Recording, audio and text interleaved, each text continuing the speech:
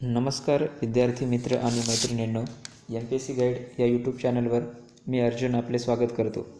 मित्रांनो, आज आपण राज्यशास्त्राच्या एका महत्त्वाच्या घटकाचा अभ्यास करणार आहोत, ज्याचं नाव आहे राज्य धोरणाची मार्गदर्शक तत्त्वे.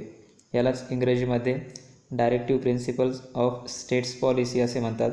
थोडक्यात याला DPSP असेही म्हणतात. आजच्या लेक्चरमध्ये आपण ज्या काही घटकांचा अभ्यास करणार आहोत ते थोडक्यात पाहूया. DPSP मधील कलम व त्यामध्ये नेमक्या कोणत्या तरतुदी आहेत, तसेच कोणत्या घटनादुरुस्तीनुसार कोणती कलमे समाविष्ट केली गेली किंवा बदल केला गेला, भाग 4च्या बाहेर कोणती मार्गदर्शक तत्त्वे आहेत, DPSPशी संबंधित महत्त्वाचे खटले कोणते आहेत, आणि शेवटी मूलभूत अधिकार आणि डायरेक्टिव्ह प्रिन्सिपल ऑफ स्टेट पॉलिसीमधील फरक आणि ते महत्त्वाचे मुद्दे आपण आज अभ्यासणार आहोत. तर सुरू करूयात. Directive principles of state policy, राज्य धोरणाची मार्गदर्शक तत्त्वे. मित्रांनो, संविधानाच्या भाग 4मध्ये ह्या घटकाचा उल्लेख केलेला आहे, ज्यामध्ये कलम 36 ते 51 यांचा समावेश होतो. DPSPची वैशिष्ट्ये काय आहेत ते आपण जाणून घेऊयात. मित्रांनो, DPSP आपण आयरिश घटनेकडून घेतलेली आहे, जी 1937मध्ये अस्तित्वात आली होती, आणि त्या आयरिश घटनेने स्पॅनिश घटनेकडून त्यांच्या तरतुदी घेतल्या होत्या. आपण आयर्लंडच्या आयरिश घटनेकडून DPSP संबंधित तरतुदी घेतलेल्या आहेत. तसेच आपला जो 1935चा गव्हर्नमेंट ऑफ इंडिया ॲक्ट होता, त्यामध्ये एक घटक होता इन्स्ट्रुमेंट ऑफ इन्स्ट्रक्शन्स. म्हणजे त्या अंतर्गत तत्कालीन जे गव्हर्नर जनरल म्हणजेच व्हॉइसरॉय असेल किंवा प्रांत लेवलला गव्हर्नर असतील, त्यांना काही मार्गदर्शक अशी त्या सूचना त्यांच्यामध्ये ॲड केली गेली होती 1935च्या कायद्यामध्ये, जेणेकरून त्यांना भविष्यामध्ये कायदे करणे सोपे जावे. तर त्याच 1935च्या कायद्यामधील इन्स्ट्रुमेंट ऑफ इन्स्ट्रक्शनलाच नंतर ज्यावेळेस आपली घटनाकर्त्यांनी निर्माण करायला सुरुवात केली, त्यावेळेस त्यालाच मग राज्य धोरणाची मार्गदर्शक तत्त्वे म्हणून आपल्या संविधानामध्ये समावेश केला गेला. त्याच्या पुन्हा मागे जर वळून पाहिलं तर 1928च्या नेहरू अहवालामध्ये देखील यांचा समावेश होता. नेहरू अहवाल हे मोतीलाल नेहरू यांनी जाहीर केलं होतं, आणि त्यामध्ये मूलभूत अधिकार त्याचबरोबर या मार्गदर्शक तत्त्वांशी संबंधित काही तरतुदींचा समावेश केला गेला होता.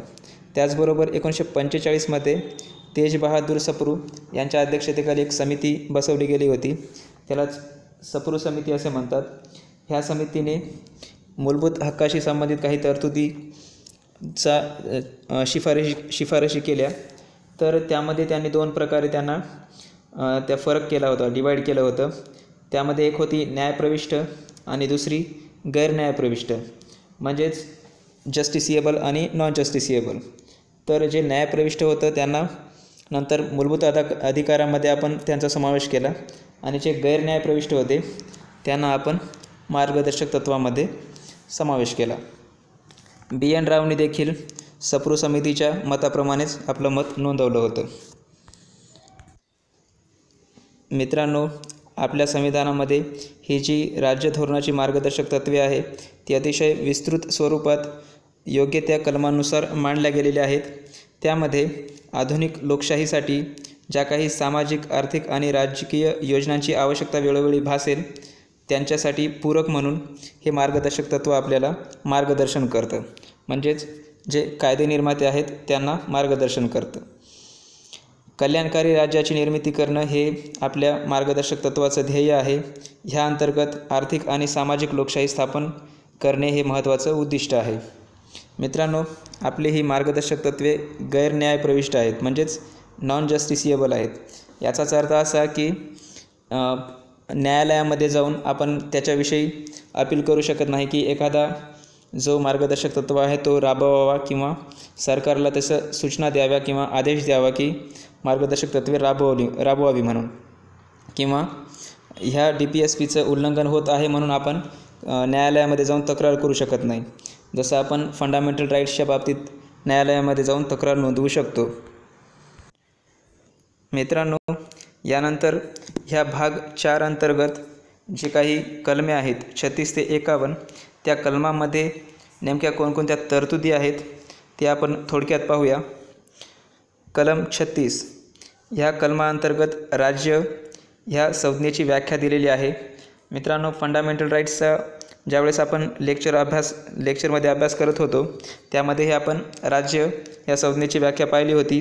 तीच व्याख्या या भाग 4 अंतर्गत कलम 36 मध्ये दिलेली आहे। ह्या राज्य या संज्ञेअंतर्गत केंद्र आणि राज्य स्तरावरचे जे सरकार आहे, सेंट्रल अँड स्टेट गव्हर्नमेंट, त्यामध्ये कायदेमंडळ आलं आणि कार्यकारी मंडळही आलं, तर यांचा राज्य या व्याख्येमध्ये समावेश होतो। तसेच जे लोकल ऑथॉरिटीज आहेत, मग ते ग्रामपंचायतीपासून पंचायत समिती, जिल्हा परिषद असेल किंवा नगरपंचायत, नगर परिषद या लोकल बॉडीज असतील, ह्यांचा देखील राज्य या व्याख्येमध्ये समावेश होतो।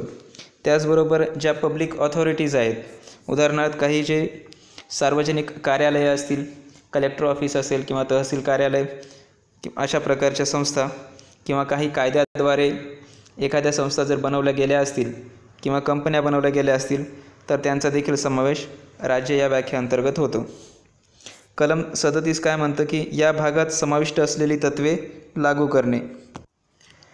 मुळात या DPSPमध्ये ज्या काही तत्त्वांचा समावेश आहे तो कलम 38 पासून सुरू होतो, मात्र कलम 37 काय म्हणतं की या भागामध्ये जेवढी काही तत्त्वे आहेत, म्हणजेच 38 पासून ते 51 पर्यंत कलमामध्ये ज्या काही तरतुदी समावेश केल्या गेल्या आहेत त्या तरतुदींचा इथे अंमल केला जावा, त्यांची ती तत्त्वे लागू केली जावी। कलम 38 काय म्हणतं, लोककल्याणाला चालना देण्यासाठी राज्य समाजव्यवस्था सुनिश्चित करेल। आता ही समाजव्यवस्था सुनिश्चित करण्यासाठी मग जर समाजामध्ये आर्थिक विषमता असेल तर ती विषमता दूर करणे किंवा सर्वांना संधीची समानता उपलब्ध करून देणे, सर्वांना सुविधा योग्य प्रमाणात पुरवणे, अशा प्रकारच्या घटकांचा यामध्ये समावेश होतो। मित्रांनो, ही जी सर्व कलमे आहेत, ह्या कलमामध्ये ज्या काही तरतुदी आहेत, हे तरतुदी अंमलात आणण्याचं काम राज्य या संस्थेचं आहे, हे लक्षात असू द्या। कलम 39 काय म्हणतं, राज्यांनी अनुसरण करावयाची काही धोरणविषयक तत्त्वे। म्हणजेच ज्यावेळेस राज्य ह्या तरतुदी अंमलात आणण्यासाठी काही कायदे करेल तर ते कायदे करण्यासाठी त्यांना काही तत्त्वांचा अवलंब करता येतो, जसे की नागरिकांचा राहणीमान आणि त्या राहणीमानाचा दर्जा असेल, किंवा भौतिक संसाधनांचं वितरण असेल, किंवा संपत्तीचं केंद्रीकरण होऊ नये या गोष्टीकडे लक्ष देणे असेल, किंवा समान वेतन असेल, किंवा म्हणजेच समान कामासाठी समान वेतन असेल, मग महिलांसाठी आणि पुरुषांसाठी यामध्ये भेदभाव केला जाणार नाही। त्याचबरोबर कामगारांचं कामावर असताना शोषण केल्या जाणार नाही, ह्या घटकांचा यामध्ये उपयोग केला जाऊ शकतो। कलम 39A हे काय सांगतं, समान न्याय व निःशुल्क कायदे सहाय्य।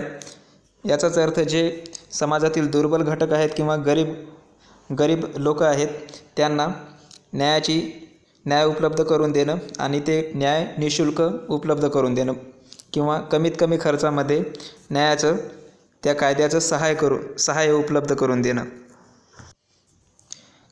कलम 40 हे पंचायतीशी संबंधित आहे, ग्रामीण स्तरावर पंचायती स्थापने। जसं ह्या कलमाअंतर्गत पुढे ग्रामपंचायतीच्या स्थापना देशातील वेगवेगळ्या ग्रामीण भागामध्ये स्थापन केल्या गेल्या, तर याचा समावेश ह्या कलमाअंतर्गत होतो, कलम 40 अंतर्गत। कलम 41 काय म्हणतं, काम, शिक्षण आणि काही बाबतीत सार्वजनिक सहाय्याचा हक्क।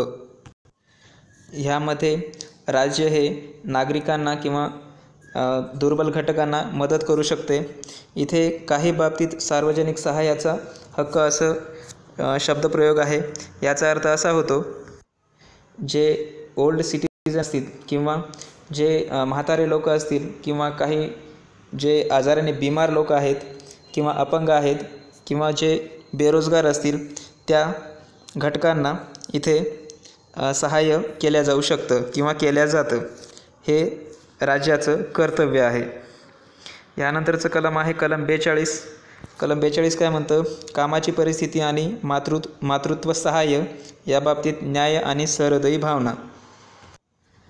म्हणजेच राज्याचं हे कर्तव्य असेल की एखादा व्यक्ती ज्या ठिकाणी काम करतो त्या ठिकाणी ते कामाची परिस्थिती योग्य असायला हवी, म्हणजे काम करण्याजोगी तिथे वातावरण असायला पाहिजे. त्याचबरोबर जर महिला असेल आणि ती महिला मातृत्वातून जात असेल किंवा गरोदर असेल तर तिच्याशी संबंधित ज्या काही सोयीसुविधा उपलब्ध करून देता येईल ते देणे हे राज्याचं कर्तव्य आहे. उदाहरण पाहायला गेलं तर सरकारी नोकरीमध्ये किंवा आता बऱ्याच मोठ्या प्रमाणात खाजगी नोकरीमध्येही असं अवलंबलं जातं की महिलांना मॅटर्निटी लीव म्हणजेच मातृत्व रजा दिल्या जाते. ती काही आठवड्यांची किंवा काही महिन्यापर्यंतही असू शकते. ह्यानंतरचं कलम आहे कलम 43. कलम 43 असं म्हणतं, कामगारांसाठी राहणीमान आणि वेतन सुनिश्चित करणे. म्हणजेच कामगारांना काम करण्यालायक तिथे वातावरण निर्मिती करणे, त्याचबरोबर ज्या काही सामाजिक किंवा सांस्कृतिक संधी तिथे निर्माण केल्या जाऊ शकतात ते निर्माण करणे. वेतन सुनिश्चित करणे म्हणजेच त्यांच्या कामाला योग्य तो मोबदला देणे. कलम 43A हे औद्योगिक व्यवस्थापनामध्ये कामगारांचा सहभाग यांच्याशी संबंधित आहे. ही घटना दुरुस्ती क्रमांक 42 नुसार हे तत्त्व ॲड केलं गेलेलं आहे. ह्याआधी कामगारांना व्यवस्थापनामध्ये सहभागाचं काही असं तरतूद नव्हती. मात्र 43A अंतर्गत ही तरतूद समाविष्ट केली गेली, जेणेकरून कामगारांचं शोषण कमी होणार आणि कामगारांना देखील तिथे नेतृत्व करण्यास संबंधीची संधी प्राप्त होईल. ह्यानंतरचं कलम आहे कलम 43B, जे की सहकारी संस्थांशी संबंधित आहे. आपण साखर कारखाने असतील किंवा ज्या मोठ्या दूध डेअरी असतात ज्या सहकारी तत्वावर सुरू असतात आपल्या आजूबाजूला आपण पाहतो, तर त्या संबंधीच्या किंवा तशा संस्था स्थापन करण्यासाठी चालना देणं हे राज्याचं कर्तव्य आहे. कलम 44 हे नागरिकांसाठी समान नागरिक कायदा ह्याच्याशी संबंधित आहे. कलम 45 हे 6 वर्षांखालील बालकांसाठी शिक्षण व बालसंगोपन यांची व्यवस्था करणं ह्याच्याशी संबंधित आहे. मित्रांनो, आपण पाहतोच की अंगणवाडी असेल किंवा बालवाडी असेल, इथे मुलांना काही पोषक आहार पुरवला जातो, त्यांच्या शिक्षणाची व्यवस्था केली जातात. ही मुले ह्या कलमाअंतर्गत राज्याने त्यांच्यासाठी वेगवेगळ्या सुविधा पुरवलेल्या असतात. म्हणून कलम 45 हे बालकांशी संबंधित आहेत, जे की 6 वर्षांपेक्षा खाली आहेत. कलम 46 काय सांगतं, अनुसूचित जाती, अनुसूचित जमाती व इतर दुर्बल घटकांच्या शैक्षणिक व आर्थिक हितांना चालना देणे. म्हणजेच त्यांच्या हिताबरोबरच त्यांना योग्य तो न्याय मिळवून देणे आणि त्यांचं शोषणापासून मुक्ती करणे. ह्यानंतरचं कलम आहे कलम 47. हे सार्वजनिक आरोग्य सुधारण्यासाठी व जीवनाचा स्तर उंचावण्यासाठी पोषणाचा स्तर वाढवणे याच्याशी संबंधित आहे. ह्यामध्ये याचा अर्थ असाही होतो की समाजामध्ये जे हानिकारक घटक आहेत, मग ते अन्नाशी संबंधित असतील किंवा पेयाशी संबंधित असतील, म्हणजे मद्य असेल किंवा कंटेमिनेटेड फूड असेल, दूषित अन्न असेल, तर त्या अन्नांना रोखणे आणि त्यांना जसे आपली FSSAI नावाची संघटना आहे, ती अन्नाचं शुद्धीकरण नेमकं कितपत केलं गेलेलं आहे किंवा तो अन्न दूषित आहे का हे तपासतं. तर अशा प्रकारच्या ज्या काही तपासण्या केल्या जातात त्यांचा समावेश ह्या कलम 47 अंतर्गत होतो. कलम 48 हे आधुनिक पातळीवर कृषी व पशुसंवर्धन यांच्याशी संबंधित आहे. यामध्ये कृषीसाठी आणि पशुपालनासाठी नवीन आधुनिक तंत्रज्ञानाच्या वापराबरोबरच जे काही दुग्धजन्य जे जनावरे आहेत त्यांचा सांभाळ करणे आणि त्यांची हत्या होऊ न देणे अशा प्रकारच्या घटकांचा या अंतर्गत समावेश होतो. कलम 48A हे पर्यावरणामध्ये सुधारणा आणि वने व वन्यजीव यांचे संरक्षण याच्याशी संबंधित आहे. 42व्या घटना दुरुस्तीनुसारच हे कलम ॲड केलं गेलं आहे. ह्यामध्ये पर्यावरणाच्या संवर्धनाला एक चांगली एक वेगळी बाजू दिली गेली, ज्या अंतर्गत त्याचं संवर्धन केलं जाईल. कलम 49 हे राष्ट्रीय महत्त्वाची स्मारके, ठिकाणे व वास्तू यांच्या संरक्षणाशी संबंधित आहेत. जसं जी काही ऐतिहासिक स्पॉट असतील, उदाहरणार्थ CSTM आहे किंवा ताजमहाल आहे, तर अशा प्रकारच्या स्मारकांचं संवर्धन करणं हे राज्याचं कर्तव्य आहे, जेणेकरून ती येणाऱ्या नवीन पिढींसाठी देखील ज्या स्वरूपामध्ये ती मुळात बांधल्या गेली होती त्या स्वरूपामध्येच त्यांना पाहायला मिळेल आणि तो वारसा जतन केला जाईल. कलम 50 हे कार्यकारी मंडळापासून न्यायव्यवस्था वेगळी ठेवणे याच्याशी संबंधित आहे. म्हणजेच जे कार्यकारी मंडळ म्हणजे जसं मंत्रिमंडळ आहे, मग ते केंद्र स्तरावरील असो किंवा राज्य स्तरावरील असो, तर त्यांच्यापासून न्यायव्यवस्था वेगळी ठेवणे म्हणजेच न्यायपालिकेचे अधिकार त्यांच्या सेपरेट ठेवणे आणि कार्यकारी मंडळ जे कायदे आहेत त्या कायद्यांना अंमलबजावण्याचं काम त्यांचं ते करतील. ह्या दोन्ही संस्था वेगळ्या स्वतंत्रपणे कार्य करतील. हे कलम 50 अंतर्गत स्पष्ट केला गेलेलं आहे. कलम 51 हे आंतरराष्ट्रीय शांतता व सुरक्षा यांना चालना देण्याशी संबंधित आहे.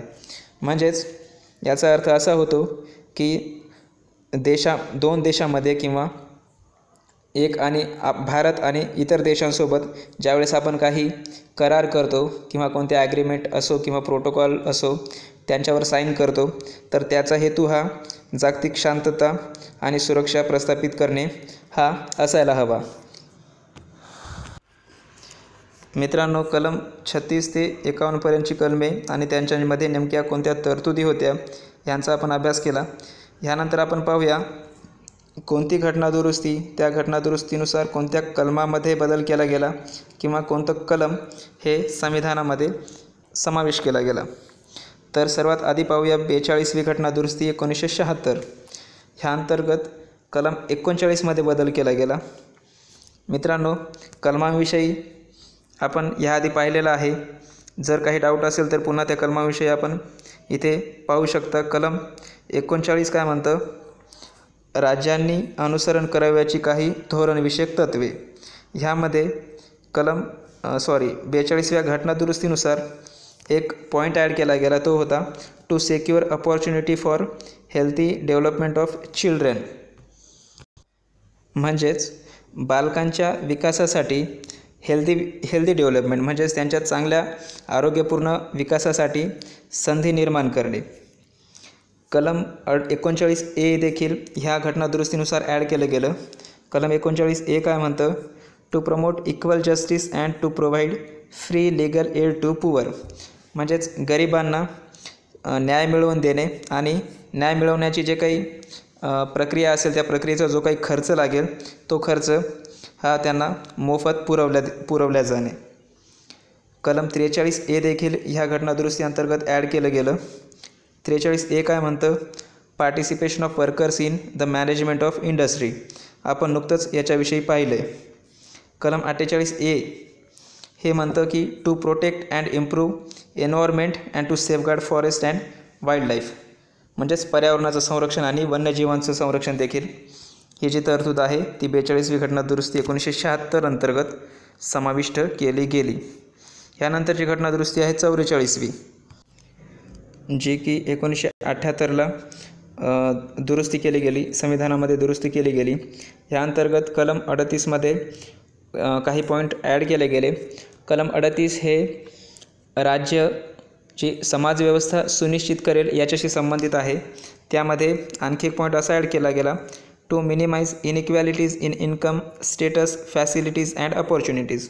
म्हणजेच असमानता दूर करणे, समाजामधील असमानता दूर करणे. ती कशाशी संबंधित असेल? मग ती उत्पन्नाशी संबंधित असेल, ती दर्जाशी संबंधित असेल, लोकांना पुरवल्या जाणाऱ्या सुविधांशी संबंधित असेल किंवा त्यांना मिळणाऱ्या संधींशी संबंधित असेल.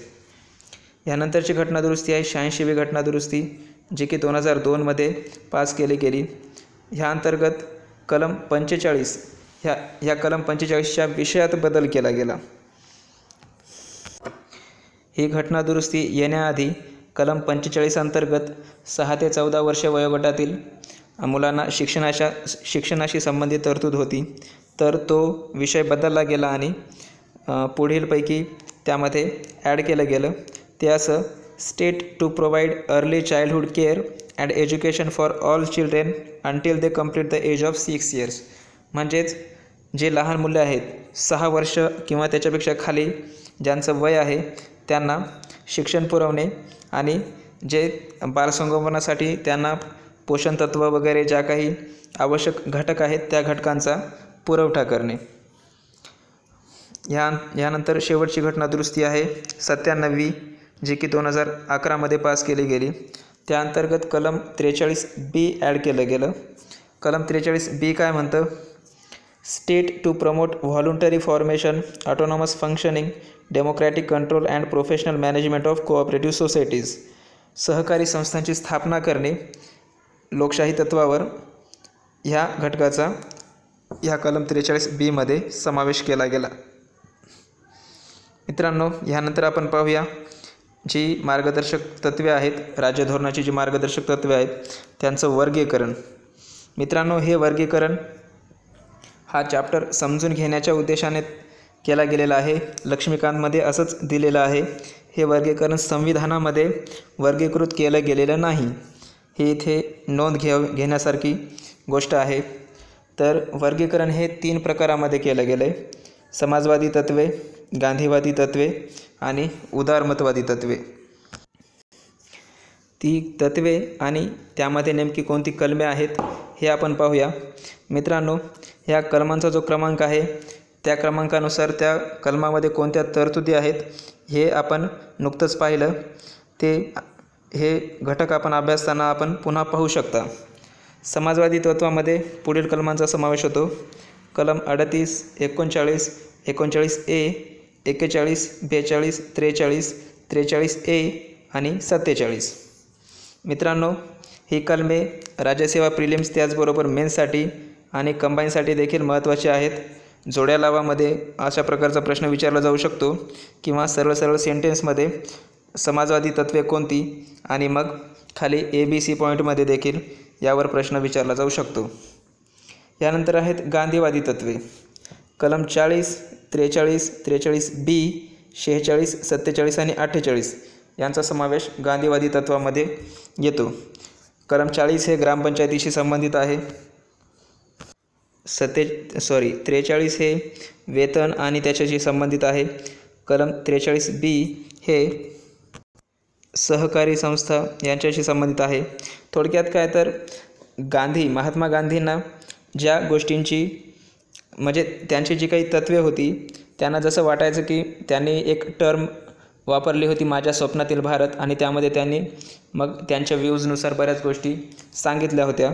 तर त्यांना ज्या गोष्टी अपेक्षित होत्या त्यांच्यापैकी बऱ्याच घटकांचा ह्या तत्वामध्ये त्यांचा उल्लेख आढळतो. समाजवादी तत्त्वे अशी की ज्यामध्ये अशा तरतुदी आढळतात जे की समाजामध्ये समानता प्रस्थापित करतात किंवा जे दुर्बल घटक आहेत त्यांना सुविधा पुरवल्या जाऊ शकतात किंवा लहान मुले असतील तर त्यांना पोषणाशी संबंधित तरतुदी, अशा प्रकारच्या तरतुदींचा समावेश समाजवादी तत्त्वामध्ये केला जातो. उदारमतवादी तत्त्वामध्ये उदारमतवादी प्रकाराच्या घटकांचा विचार केला जातो. या अंतर्गत कलम 44, 45, 48, 48A, 49, 50 आणि 51 यांचा समावेश होतो. मित्रांनो, ह्या तिन्ही तत्त्वामध्ये काही कलमेही कॉमन असू शकतात, त्यामुळे गोंधळून जाऊ नका. यानंतर आपण पाहूया भाग 4 बाहेर नेमकी कोणती मार्गदर्शक तत्त्वे आहेत. आत्तापर्यंत आपण जी मार्गदर्शक तत्त्वे अभ्यासली ती भाग 4 अंतर्गत होती, ज्यांना राज्य धोरणाची मार्गदर्शक तत्त्वे असे म्हणतात.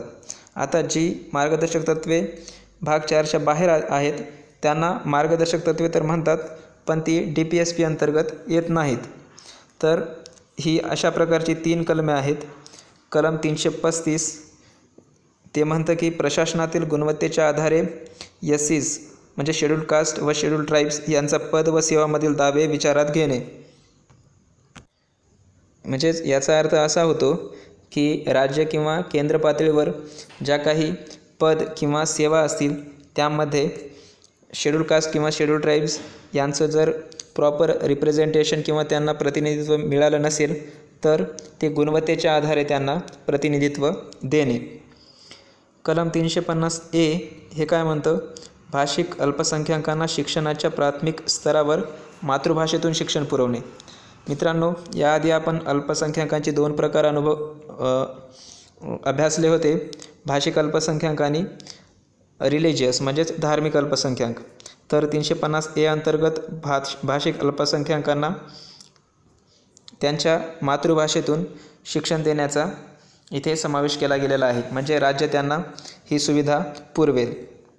त्याचबरोबर कलम 351A ह्यामध्ये हिंदी भाषेचा प्रसार याचा उल्लेख केलेला आहे.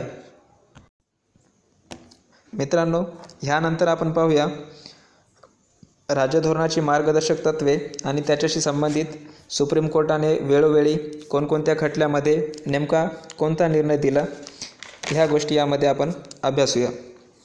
1951मध्ये चंपकम दोराईरंजन या खटल्यामध्ये सुप्रीम कोर्टाने असा निर्णय दिला की ज्यावेळेस मूलभूत अधिकार आणि डायरेक्टिव्ह प्रिन्सिपल्स यांच्यामध्ये एक पेच निर्माण होईल त्यावेळेस जे मूलभूत अधिकार आहेत त्यांचं वेटेज जास्त असेल, म्हणजे त्यांना जास्त महत्त्व दिले जाईल.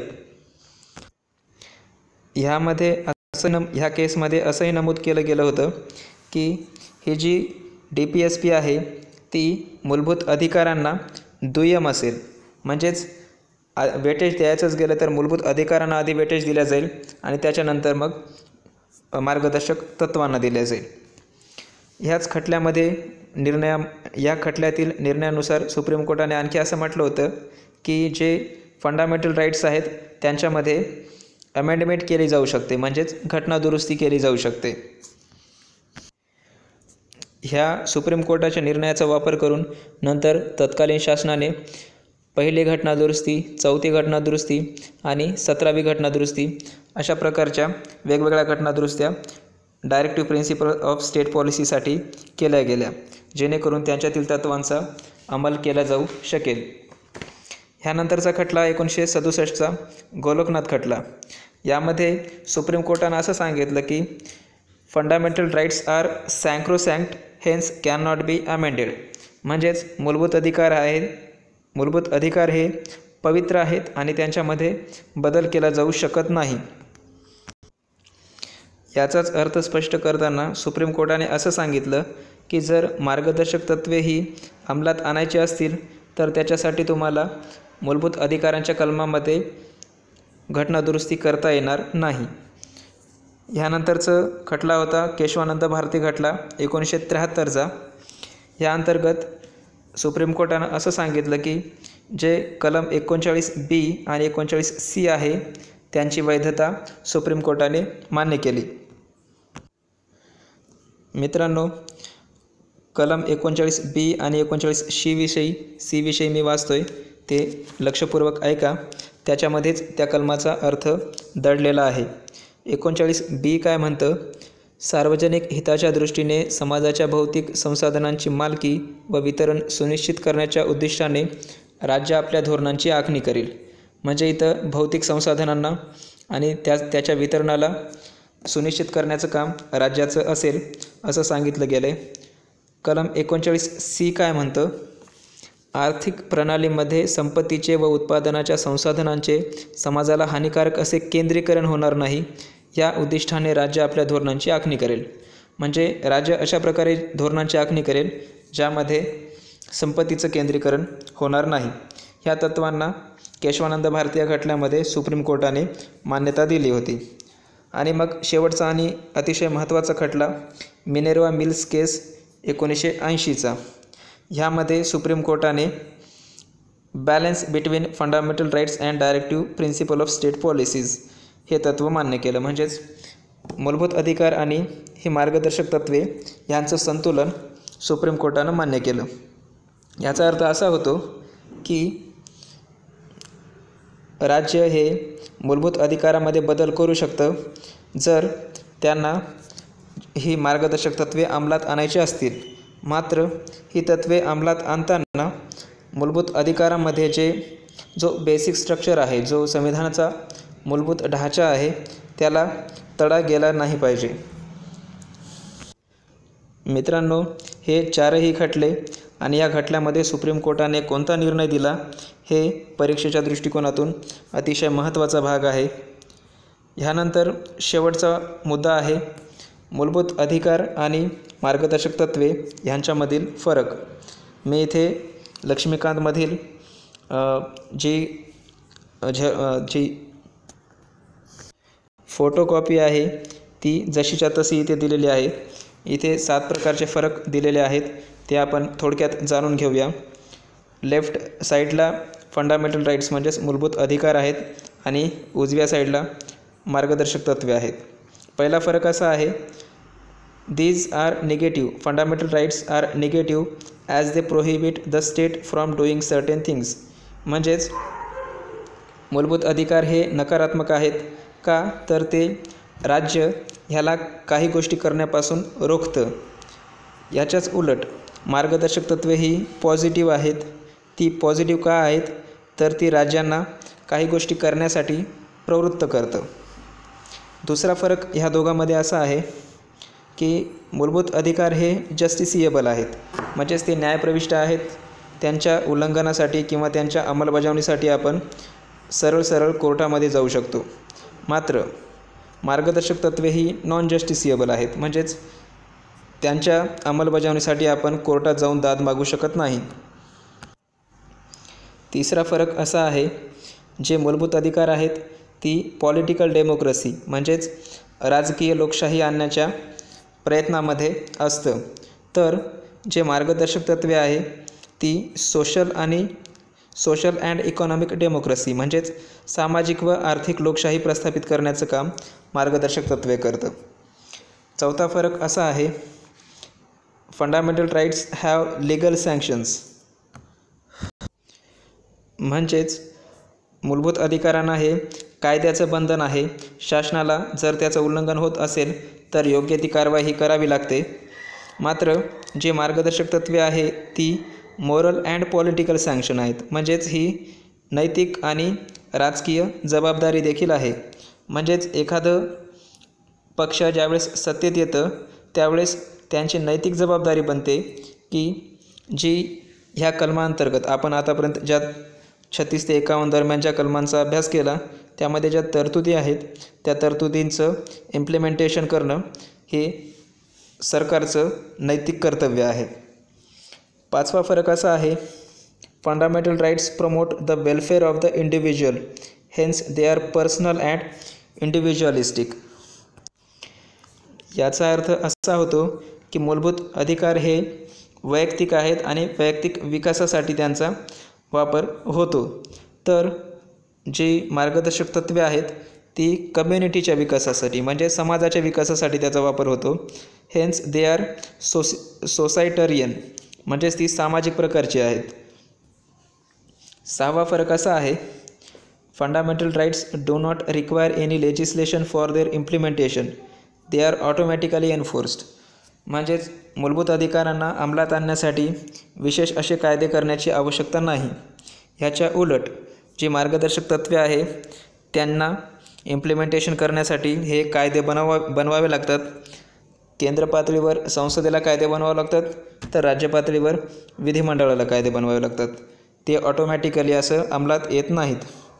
आणि शेवटचा फरक या दोघांमध्ये असा आहे, the courts are bound to declare a law violative of any of the fundamental right as unconstitutional and invalid. म्हणजेच न्यायालयांची ही जबाबदारी आहे, त्यांच्यावर हे बंधनकारक आहे की जर एखाद्या कायद्याने मूलभूत अधिकारांचं उल्लंघन होत असेल तर ते कायदे हे बाद ठरवणे. ह्याच्या उलट ह्या अशा कोणत्याही प्रकारची तरतूद ह्यामध्ये नाही, म्हणजे न्यायालय त्यास बंधनकारक नाही. डायरेक्टिव्ह प्रिन्सिपल्सचा इम्प्लिमेंटेशन करायचं असेल तर जे कायदेमंडळ आहे ते कायदे बनवेल. मात्र एक गोष्ट अशी आहे की न्यायालय हे सुनिश्चित करेल की जे कायदे बनवले गेलेले आहेत ते बेसिक स्ट्रक्चरला, संविधानाच्या बेसिक स्ट्रक्चरला अनुसरून आहेत का नाही. तर मित्रांनो, हा होता आजचा मार्गदर्शक तत्वांचा म्हणजेच directive principle of states policy. ह्यामध्ये आपण वेगवेगळ्या घटकांचा अभ्यास केला, जो परीक्षेच्या दृष्टिकोनातून अतिशय महत्त्वाचा आहे. तर मित्रांनो,